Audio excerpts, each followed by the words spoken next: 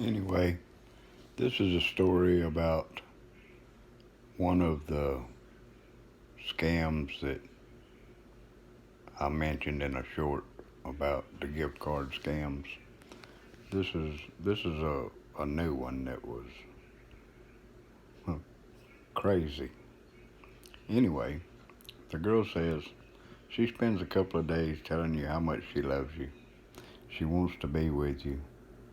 You're her favorite person in the world, and she's coming. She's on her way. She's coming right now to see you. This was at talking heart to heart for a couple of days. And then she sends you a picture of a gas station.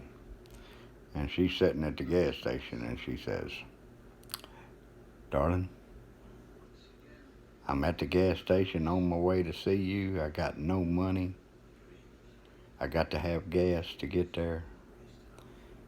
If you would please just send me the gas money, I'm on my way."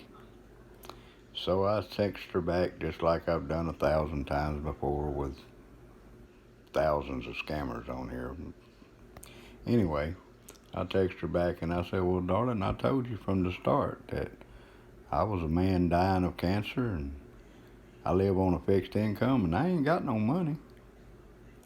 And she says, "You didn't really love me to start with." And I text her back, I said, "No, darling, you're wrong. I love everybody. I loved you more because all the talking we've done and all the scammers I've talked to, you never asked me for anything until now." And she texts me back a picture of of the inside of her car with this big old butcher knife sticking out of her console of her car. I don't know how to add the pictures, or I would show you the pictures that she sent me. So anyway,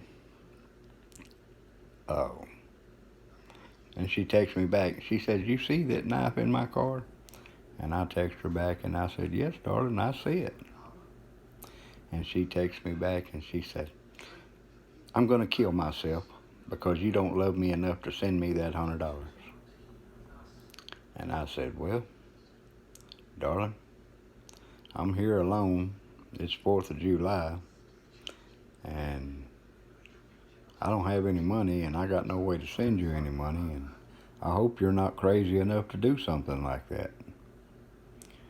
And she waits a few minutes and then she takes me back another picture of the inside of her car seat. And it's got, looked like red blood all over her car seat. She says, "I've cut myself," but she never takes a picture of her cut and shows it. She just shows the little blood on the car seat. Anyway, she said, "I've cut myself and I'm just going to sit here and die." And I said, "Darling, you should call 911. I said, "I would call it for you, but you haven't told me where you are. I don't know what gas station you're at. I can't call them for you. You got to do it for yourself." And she texts me back, "No, I'm not calling 911. I'm going to sit here and die." And I said, "Okay, darling. Well, if that's how you're going to do it," I said, I'm going to die anyway." I said, "I'm not taking my own life. I'm going to live what I got, but I am dying and soon. And when I do die, I'll see you in heaven and I'll still love you." And then a few minutes later, she texts me back, "Oh, I called 911. The police is here helping me. They're taking me to the hospital. I'm going to live. I'm going to be all right." So the moral of this story is it come out with a happy ending. The girl lived, even though she never cut herself. But it was all part of the scam. But that was a pretty good one. Thank y'all for watching. I'll tell you another story later.